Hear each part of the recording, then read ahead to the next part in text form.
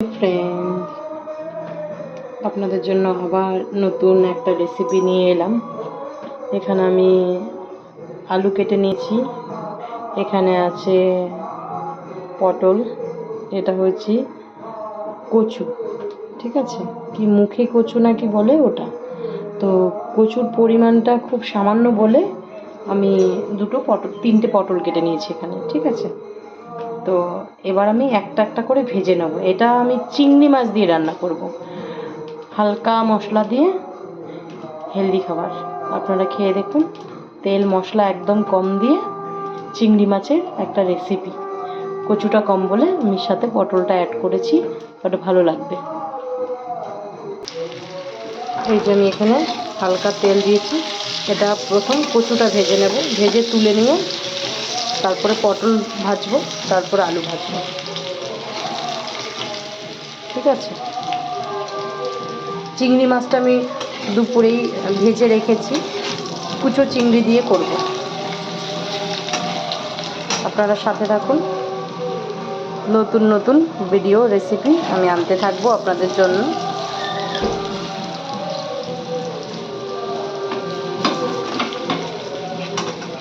হালকা আবার একটু নুন দিয়ে দিলাম।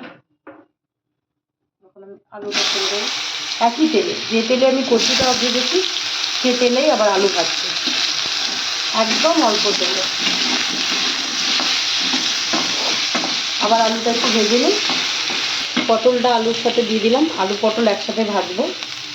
এখানে চিংড়ি মাছটা ভাজা আছে। ঠিক আছে, দুপুরবেলায় আমি ভেজে রেখেছি কচু চিংড়ি। আর এখানে কচুটা আমার ভাজা হয়ে গেছে, হালকা ভেজেছি। এবার আলু পটলটা ভেজে নেব। আদা কেটে নিচ্ছি, আদা আর জিরে বাটা দেবো, আদা বাটা জিরে বাটা দেবো।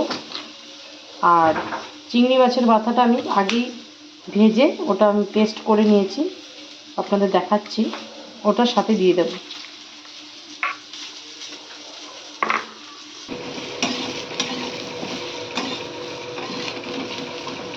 ভাজা হয়ে গেল, এটা এখন আমি তুলে নেব।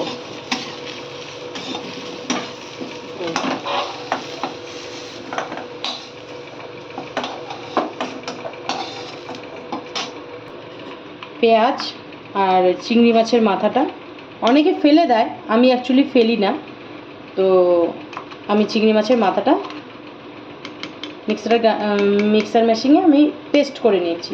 ঠিক আছে, মিক্সার গ্রাইন্ডারে পেস্ট করে নিয়েছি মাথাটা। এটা হচ্ছে চিংড়ি মাছের মাথা, এতে কিছু নেই, সামান্য একটু নুন হলুদ দিয়ে মাথাটাকে ভেজে নিয়েছিলাম, ভেজে এতে পেস্ট করে নিয়েছি।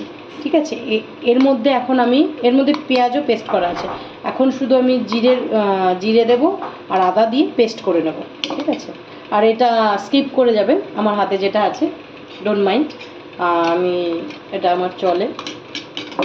ঠিক আছে, এই যে এখন আমি আদা দিয়েছি, একটু জিরের গুঁড়ো দিয়েছি। আমার অ্যাকচুয়ালি শুকনো লঙ্কাটা আমি খাই না কখনো, তো আজকে আমার ঘরে কাঁচা লঙ্কাটা নেই, তো আমি তাই আজকে শুকনো লঙ্কাটা ব্যবহার করছি। আমি পেস্ট করে নিলাম, জিরে, গোটা জিরে ফোড়ন দিয়ে দিলাম। ঠিক আছে, গোটা জিরে আর তেজপাতা দিয়েছি, তেলটা খুবই সামান্য। এবার আমি পেস্টটা দিয়ে দেবো।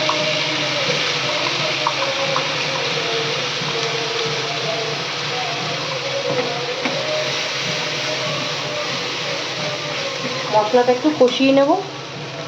ঠিক আছে, স্বাদ মতো নুন, স্বাদ মতো হলুদ দিয়ে দেবো।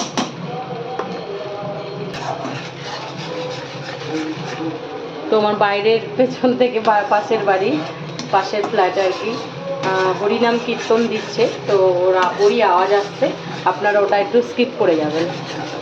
ঠিক আছে, অনেকক্ষণ ওয়েট করলাম কিন্তু হলো না। এবার এটা আমি বেশি মশলাটা ভাজবো না, যেহেতু মাথাটা দেওয়া আছে। এবার আমি আলু পটলটা কচুটা দিয়ে দেবো, দিয়ে কষাবো।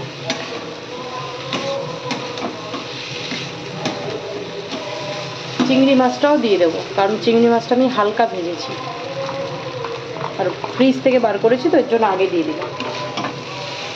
দিয়ে ভালো করে এটা কষাবো মিনিট 5। সামান্য একটু জল দিয়ে দেবো।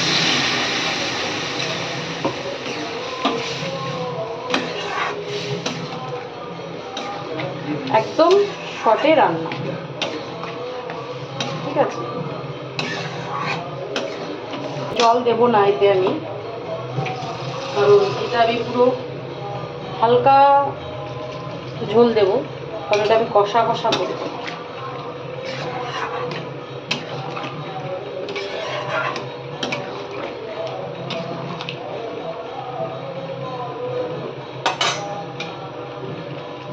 একটুখানি দিয়ে দিলাম, যেহেতু ওটা সেদ্ধ হবে, তো সেদ্ধ হতে একটু লাগবে।